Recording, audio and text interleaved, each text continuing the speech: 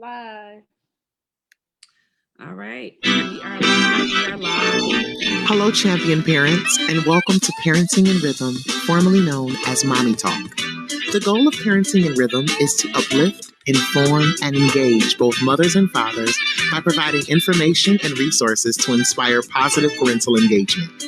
Take the time to share with your friends and family that Parenting in Rhythm is on Facebook Live now. The show airs live every Monday at 6 p.m. Eastern Standard Time. Feel free to engage by asking questions or sharing your thoughts. Keep it tasteful. Now it's time to Parents in Rhythm with your host, Dr. Perk, Miss Lisa, and Miss April. Hello, hello, hello. Welcome, everybody. Thanks for tuning in. Champion parents out there, we really appreciate you for joining in. Again, take this time to share our platform. 3R is on the air. Hey. Hey. All right, we here. Well, happy Women's Month. Again, as Dr. Perk said, take the time to share. Invite your friends, your family, because we have an awesome show scheduled for today. We're going to have an awesome show, Miss Lisa, but we don't see your beautiful face. Oh, no. Hold on. Keep sharing, people. I'm coming through. Oh, my gosh. Hi. Hi, beautiful. Thank you for that. Oh, my goodness. That is hilarious. So, again, welcome, champion parents, champion viewers. Don't forget, share with your friends and family. And as we said, we have an awesome lineup today. So again, happy Women's Month. So Parenting in Rhythm, welcome to Parenting in Rhythm, formerly known as Mommy Talk. We are a community-based movement built around conversations, shared resources, and empowerment. You don't have to be excited when I say that, because this is Women's Month. This is something really to celebrate. So, again, built around conversations, resources, and empowerment. So our research is based on experience as well. It's evident that knowledge and supporting parenting skills increases empowerment and decreases or eliminates feeling of despair and even alienation. So our special guest today is the beautiful mommy daughter. Can you guys hear me? Yeah, no, I'm just laughing because Regina struck a pose. Well, let me say that again. So our special guest is the beautiful mommy and daughter, dynamic duo, Regina and Kiya Cowan. Yes. Yeah. Yes, hello. So Regina is a proud graduate of the University of Michigan, Tennessee State University, Concordia University. Regina is a biology teacher or is a biology teacher for the past 20 years, teaching both in the Detroit public school system, whoop, whoop. Yes, Detroit Public School District, and now teaching in Las Vegas Public School. Regina moved from Detroit, boo. No, I'm just joking. But yeah, just only because I love you and miss you. But Regina moved from Detroit to Las Vegas with her young daughter, Kiya, Princess Kiya, and at the age of 4. Mm-hmm. So welcome again, Regina and Kiya. Thank you guys so much. Thank you so much. Thank you. And thank you for coming. Thank you so much. So we're excited, but it's no secret that being a parent is one of the most challenging roles in the world. We all know that too well. From doing research on various parenting styles to trying out different parenting hacks, amen. We always go above and beyond to make sure that we raise happy and successful children. But no matter what style we choose to use, at the end of the day, it still boils down to the kind of relationship every parent has with their children. Right. Okay.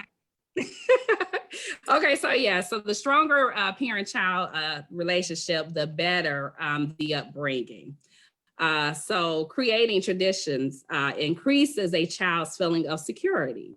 While they are young, make it a point to develop lifelong rituals, traditions. For example, you can establish bedtime routines, read them books before tucking them in at night. Then make a weekly family ritual where you enjoy a particular activity every weekend, like a family lunch during Sundays or movie nights, or games, playing games on Saturdays. But no matter the age or the ritual, the important thing is that you regularly spend time for activities and strengthen your family's bonds. I'm gonna say that part one more time. It does not matter the activity. The most important thing is that you regularly spend quality time with your children. Okay, sorry, that hit hard. So I had to say it again. So again, Kiya and Regina, wow, welcome. Yeah, Thank so you I could definitely tag on to that point you were saying, Lisa, about creating traditions and rituals. So what me, Seth, and Caleb, we did, like every Christmas, we would buy a special ornament for my Christmas tree. So we try to still keep up with it. Yeah. It's also me FaceTime Seth and Caleb. Oh, you like this ornament? You like this ornament? I'm like, yeah, Mom, we like it. But it was special to us to actually go to the store and buy that ornament and put it on a tree. So we got like a dozen of probably maybe 100 ornaments that we put on the tree, and I put on there like their year and who had the ornament. So that's really a good traditions that me and my sons have. Can you all share some of your traditions? You know, that's one of the things that I do with my kids. We, and I don't want to just hop onto your tradition, but we do the same thing. We buy a different ornament over the years. But one of the most things that we love to do is, of course, going to that famous river walk in Belle Isle. We go feed the ducks. We just go buy a loaf of bread, and it's corny, it's cheap, whatever, but it's fun. And they remember it. Yeah, they will. Mm-hmm. That's nice. I guess for me, tradition is like every summer we would do like the family activities. We would choose activities to go on. And I kind of miss that, now that the pandemic, hit, it's kind of like you kind of lost some of the things. And so I just can't wait till everything returns to normal or the new normal. Because as of right now, I'm not feeling too safe or comfortable going out and doing activities with my children. Mm-hmm. Yep. Understood. Yep. So what about you and Kiya, Regina? Well, what we just started to do, I found myself talking to her about one of my favorite movies, which was Holes. And I was telling her about it. And I was like, hey, we can just watch it. So now each Saturday night, we have a movie, and poor baby, I'm gonna like introduce her to all my favorite movies like Grease and Sound of Music and all the Sound of Music. So she was like, oh, but she's liking it so far. I know she likes probably like Grease with all the dancing. Dancing and singing. So let me ask you this, Kiya, do you normally stay and watch the movies? Because now I try to get my children to watch a movie. I promise you, my daughter, she'll sit down for like 30 seconds. I'm not watching this. And then my two other kids, they'll just get up and just go. So do you actually sit there through the whole movie? Mm-hmm. That's nice. It could be because like normally that's like our goal. Like normally, we each have our cell phones or tablets. Like it's that together time. We watch it and we popcorn blanket. So maybe that's, and then we only been doing it for a few Saturdays. So maybe after a year she'll get tired of it. But right now she enjoys it. That's nice. Yeah. And I just wanted to add real quickly, Kiya, because I heard you were a dancer. So I'm just letting you know, I like to dance too. So sometimes I just like get up, bam, and bust a move. Yeah, remember, you know how we went on a cruise one time, and you know how they have the people call you up on the stage and everything? That's why I was like, she went dancing down the aisle, and then she did the splits, and they were like, oh no, we got to give you a trophy, girl. So, nice. So I got great. That's Hello. nice, Kaya. Did you like that move that Miss Lisa just did? Yeah. She's a dancer. Oh, she's so kind. I love her. She's so kind.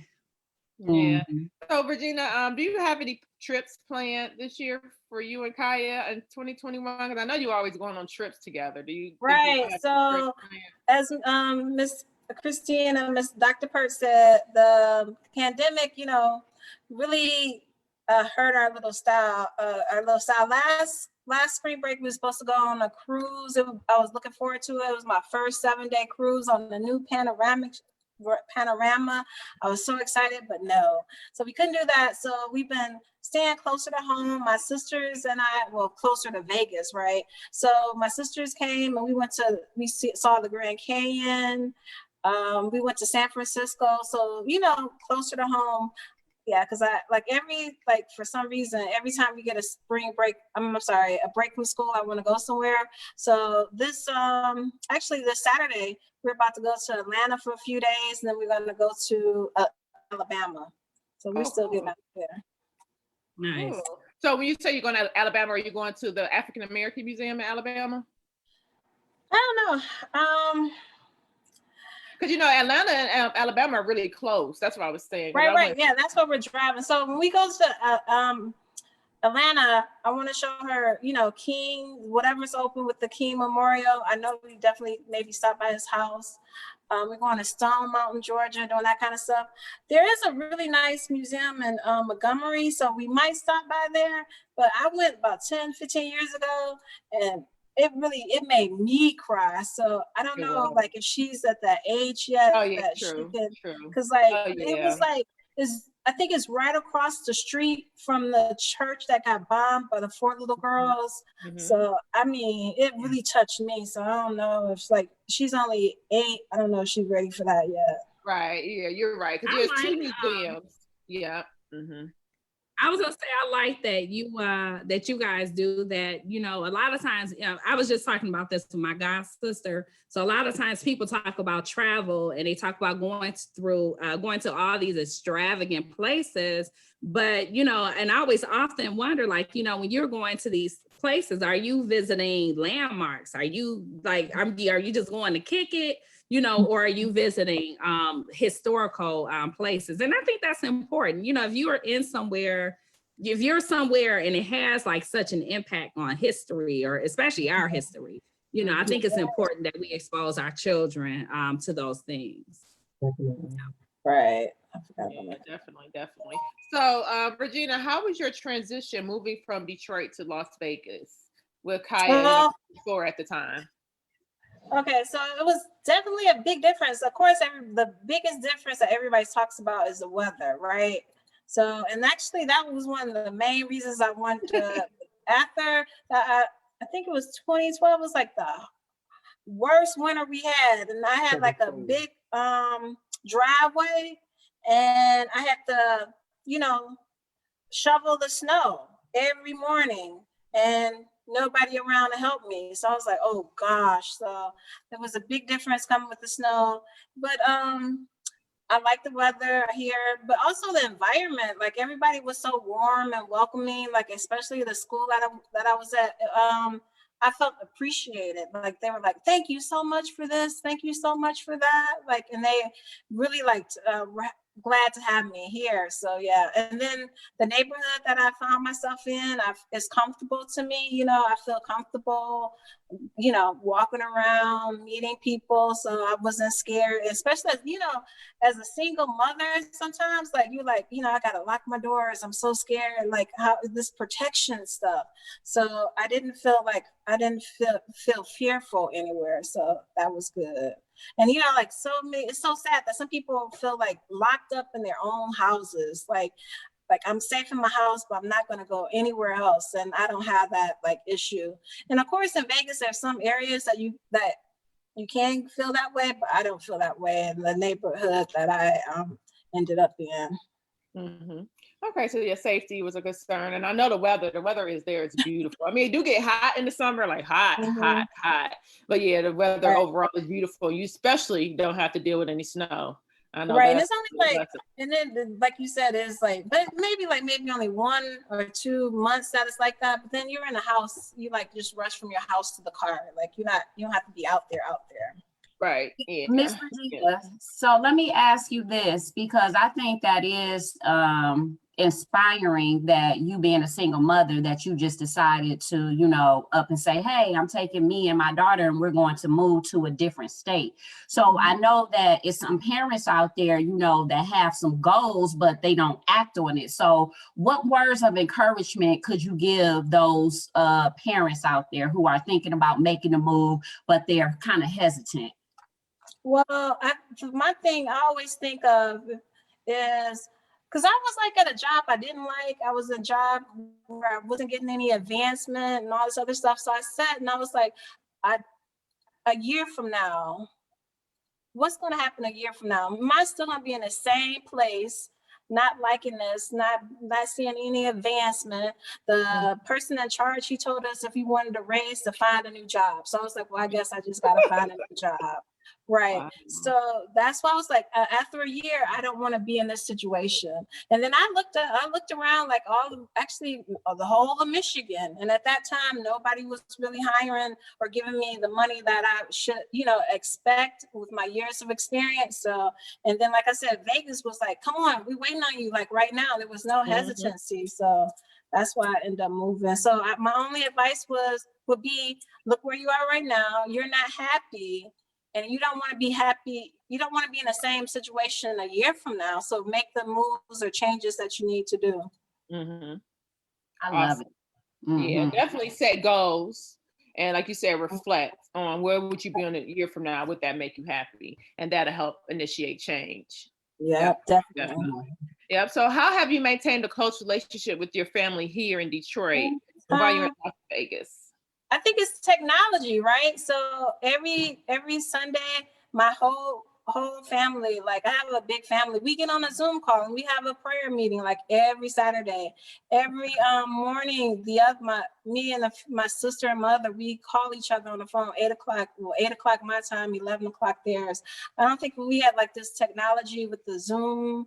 And it's just so easy now. And then Kaya, she goes to Detroit every summer because like she doesn't want to be in that heat either. So when she goes out of school, she goes and I have like 5 sisters, so she spends time in Detroit with my sister. So we don't have any problems connecting. Mm-hmm.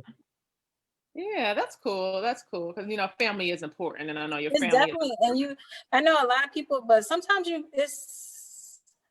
it's just nice to talk to family, even if you don't tell them the situation, what you're going through, but just to have like a comforting words or a familiar voice. Sometimes you need that. Yeah, I agree. So do you feel like a parent can be their child's best friend, or do you feel like, can parents be their child's friend? There's like always a line that you don't want to cross, right? You don't want them to be so comfortable with you that they disrespect you, but you don't want them to be, you want them to come to you and be comfortable telling you something that if there is an issue. So there's always a fine line to cross. And sometimes, we've heard stories of people who parents never told them that they loved them. And so I always make, telling her I love her. She thinks she'll go to school and she can't spell a word. So I'm so stupid. I'm like, no, you're not stupid. Just remind her the things that she can do and to feel comfortable. If she doesn't know something, to tell the teacher, tell somebody else. Like I told her, I'm sure half the class doesn't know either. You're not the only one. So and then, like she doesn't feel comfortable, like she don't know spelling words. Well, let me know. We'll work on it, right? So how do you spell? She went to school, she couldn't spell water. So she was upset she couldn't spell water. So every day I've been asking her, how do you spell water? So how do you spell water, Kaya? Water. W-T. Stop being nervous. Okay. Stop being nervous. How do you spell water? Wa. Yeah, I forgot. Oh gosh, well, we still working on that. Okay, Kaya, we gonna get it. So Kaya, do you feel like your mom is your friend? Do you feel like your mom is your friend? Yeah, sure. Well, I just wanted to add, Kaya, don't worry. There's many grown-ups who can't spell water. So Many grown-ups. you're fine. I mess up all the time. I'll be like, why didn't I think about that? Why? Oh my God. Why did I think I know that? Why would I do that? So we all make mistakes. So it's okay. Absolutely. And I think like, even if that's like, they got all this technology to help you learn how to spell or spell when you don't need it. Remember when we were in school, they were like, you're not gonna have a calculator wherever you go. And bam, we got calculators wherever we go. Wherever we go. Mm-hmm. I know that's right. And I like the way how Kaya said it. She said, yeah, I guess. So that lets me know that you set those boundaries as you say you do, so that their child doesn't feel like, I can disrespect you. So I do feel like that's very important for parents to set those boundaries and the expectations for their children. Mm-hmm. Yeah, I think a good point also is that when you know that word respect, that kids, they should know the difference between, because you remember when we were growing up, it was like we were supposed to fear our parents, I think. And, now the older we get, it's like, no, it's not a fear. You respect them because you want to be, fear is something different. To me, I associate a fear with, like violence or abuse or something like that. But I think that respect is, I guess it is a level of fear, but it's more like on the respect level, and I like that you pointed that out, that you guys that she can come to you, basically. She can come to you, be okay with making mistakes, and we all do it. You will never not make mistakes. Right. Yep. And it's good that you as a parent or as a parent, period, that you make room and allow your kids to know that it's okay to make error and that you're here to listen to them and help them to exceed and excel. I know with me, like when my sons come and talk to me, I literally have to automatically fix my face because I'll be looking at them like, what? So I literally have to make sure my face is appropriate so I can make them comfortable coming to me. Mm-hmm. And I also want to say, like, parents always get clues from like their close friends, right? Like Kaya, I had Kaya at an old age, right? So yeah, so I'm an old mom, but I'm just gonna call out Miss April because she said something to her sons years and years and years ago, and I crack up laughing every time I think about it. She told her they were getting the report cards or something, and she told them they could not get in her car without some bad grades, with those bad grades. So that's fear in them. They were like, I gotta get good grades. My mama gonna make me walk. They did. They came running like, here, mom, I can get in the car. They did. That was funny. I'm gonna ask them if they still remember that. They're gonna be like, Mom, you said so much stuff. Yeah. So, Regina, how can parents maintain a healthy relationship? And for those who don't have a healthy relationship with their parents, what could be done to restore them? So how can parents maintain a healthy relationship? Or if they've lost a healthy relationship, how can they restore that healthiness? I think just being honest, like with your kids, saying, hey, look, I know, that communication thing is everything, right? So I know I made mistakes in the past. Now, same thing, like, parents aren't perfect, right? So let them know, right? I made a mistake. That's what was one thing, like, should you say you're sorry to your kids, right? So let them know that you made mistakes. You're not perfect, but let's work this out. I'm your mom. You're my kid. I love you no matter what happens, right? There's always going to be that love. So I think just communication is the best. Like, and then sometimes I know, like, Kaya's her age, but when remember we were teenagers, we weren't trying to hear anything our parents said, right? So I think that communication and letting them know, that we make mistakes, but we want to make it work. Mm-hmm. Yeah. Oh, I like that. Sure. I like that you say I want to make it work. I think sometimes, when there's an unhealthy relationship with a parent and a child, sometimes the child has to hear, like, from the parent, I want to make this work, because sometimes people have their own perception about a situation, and it could be accurate or it can be inaccurate. So I think that is very important what you said, Miss Regina, that communication is the first step in having a relationship. And if the relationship is unhealthy, the key to restoring is communicating and basically starting the conversation off saying like, hey, I want to make this work. I think that's powerful. Yeah. Mm-hmm. And I know, like I said, like, it's just that we all make mistakes, right? So you could have did something that you didn't know or you thought was best at that moment and it didn't turn out right. And then like Kaya's always asking me, because she thinks I know everything, right? Well, she should, but I don't, right?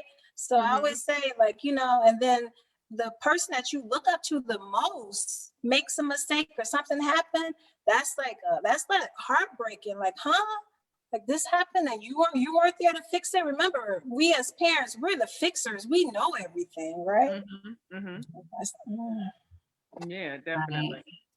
And I think it's important not to be reactive. And I know I'm guilty of that. Sometimes we hear some things and like how you said, Miss April, you have to fix your face, when your children are talking to you. A lot of times, when my children are talking to me, I start yelling, fussing and screaming. And then I come back and I be like, oh, I'm sorry. And I just be thinking like, how many times am I going to say sorry? Oh, Lord, Right, yeah. So I think one of the things is as parents, be honest with yourself and point out those things that you know that you need to work on. As just as an individual and as a parent, and then start working on those things. Because I'll be the first to admit, I am reactive when it comes to my own children. And I feel like one of the things I need to work on is stop being so reactive. Yeah, transparency, like you said, is very important. You got to be transparent and be able to, admit your faults. And then, of course, make sure that you're, communicating with your child in order to restore or even maintain a relationship is important. Yeah. And you can bounce back from, again, just pushing we all make mistakes, and we have to understand you can bounce back, hopefully as long as you don't push it too far, but you can definitely bounce back. I look at sometimes how I reacted, with my kids like years ago, like, dang, you went off like that over that. My daughter, she dropped the iPad. We were in the kitchen. She dropped the iPad and she was like maybe 8 years old, dropped the iPad, the whole screen cracked. And I'm like, oh my God, why are you pouring water? She was pouring water. She was trying to pour water and hold on to that. Like, why wouldn't you put the iPad? Like, I just went off. Like, instead of just telling her, oh Lord, instead of just giving her a calmer reaction. So now I notice like sometimes when she's talking to her brother or, doing certain things that she's yelling, going off. And it's like, okay, where did she get it from? Little psycho mama. And that's the worst thing. What they pick up. Yeah. That's the worst thing too. Like children do what they see, right? So you don't want to have them pick up on all your bad habits, right? Yes. Don't want to raise no little screamers. Yeah, I agree with that. I think it's important because as you say, Miss Regina, your children are watching you. And I think that as parents, you have to have that separate life that they don't see. Your children don't need to see everything that you do because they are going to judge you. And I think that a lot of times, we want to tell our children not to do something, but then when they see us doing it, it's like they're kind of looking like, hold on, wait a minute, hypocrite. And then I think that's where an unhealthy relationship can happen, and then that's when children become defiant and they can become disrespectful because they're watching you and it's something about you that they're saying like, hey, you're supposed to be my mother, you're supposed to be my father, but I don't see that when I see you. I see this person, and so that's why I'm disrespectful. So I think it's important as parents, don't let your children see everything you do. It's none of their business, Yeah, it's definitely a fine line. And it's a fine line between apologies too, be real, be humble, but set your ground rules and be unapologetic about that. I mean, so it's every household is different, but I will say consistency, especially from what I'm hearing from you ladies. But consistency is very important. Just having a plan and modeling and just going off of that plan. And it's hard though. It's easy to fall off the grid. Well, we can always get back on. But you can get back on. Yeah. I fall and get back on. So Miss Kiya, are you back in school now, or are you still doing virtual learning? I'm back in school. I'm going Thursdays and Fridays. Oh, okay, cool. So Monday, Wednesday, you're virtually, and Thursday and Friday, you're back at school. How do you enjoy going back to school? Is it different or the same, or? It's cool. But is it the same? It's cool. How many kids are in the classroom? 5. Oh, cool. So that's good. That's not bad. But in April, all the kids are gonna come back, but some kids might not come back, so they're gonna get a new teacher. Okay. So they had an option to stay virtual or stay in or go in school. Okay, cool. But you ready to go back to school? Kinda. So, how did you enjoy your online being in school online? It was good. You got to be home with your mom. I got to have my camera off. The camera. Why you don't like the camera? Why you don't like it? They can't see you. I know. Because I don't know, but I don't like my camera on. Okay, tell them what? About You don't like your camera on, Kiya? I'm surprised. Why you don't like your camera on? Because you can do other stuff. With the camera on, you got to pay attention, right? Oh, okay. So she liked to be, okay. Yeah, she liked to play with that dog. What's that dog name? Luna. I don't remember his name, Luna. It just be everywhere. You be like, Jesus Christ, can you sit down, dog? But yeah, so that's good. That's, what? That's normal. There was I don't know, well, it wasn't a mandate, but there was a directive, in certain districts where they wanted the teachers to make sure that the kids turn the cameras on. You can put the request out, but I mean, I feel like there's things to worry about. You know what I'm saying? And if they turn the camera on, hey, great. If they don't, we got to keep it moving. As long as they're responding. Yeah, make sure they're responding is the important thing. Because sometimes, like you said, you may not, your face may not look right. You just may not be up to it that day. So yeah. Yep. Mm-hmm. Yeah, because Miss Carr's camera is not always on. And I greet, but then while they're working, if I have other stuff to do, I got to turn the camera off because I might forget and be scratching. Right. And then I think it's important, like as teachers, and I know you can concur, Regina, like as teachers, when you're teaching your class, you're still having to be responsible for your child's class, make sure that they're they're supposed to do virtually. Yeah, but it's different for high school. Well, I don't know, Miss Carr, about yours, but at my school, I am the only one that has my camera on. So sometimes, Miss April, I would talk to Luna. Like she was the only one I needed somebody to look at. I'll be looking at Luna because I can't look at anybody else. And she probably said like that. I feel you, Miss April, because I promise you, every week I'm like, okay, I have to do my work and then I have to help my son. And it just feels like 2 jobs. It just really feels like 2 jobs.